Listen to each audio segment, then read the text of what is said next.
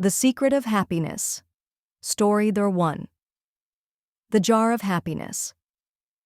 A young girl named Lily always felt sad and lonely.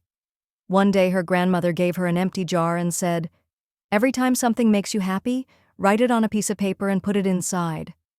At first Lily thought it was silly, but she tried it. A warm hug, a kind word, a beautiful sunset. She started filling the jar with small joys.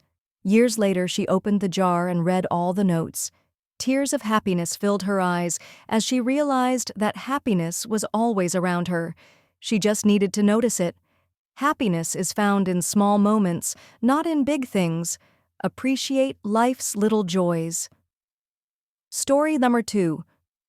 The Traveler and the 3 Bricklayers. A traveler came across 3 men laying bricks and asked each one what they were doing. The first man said, "I'm laying bricks." The second man replied, "I'm building a wall."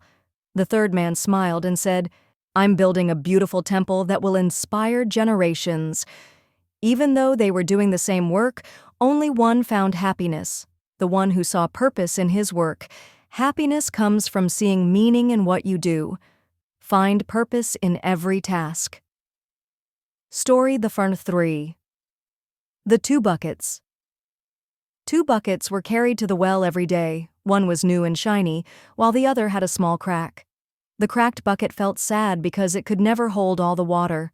One day the bucket noticed beautiful flowers growing along the path.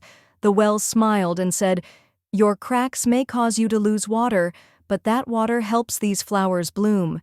You bring beauty to the world in your own way. Your flaws don't make you weak, they make you unique. Everyone has a purpose." Story 4. The Invisible Gift. A rich man gave his son a valuable lesson on happiness. He took him to a poor family's home to show him how little they had, but the boy saw something different. He said, "They may have less money, but they have happiness. They share meals, laugh together, and enjoy the stars at night. We have big walls, but they have each other." The father realized his son had discovered true wealth, happiness in simple things. Moral: happiness isn't about how much you have, it's about how much you appreciate.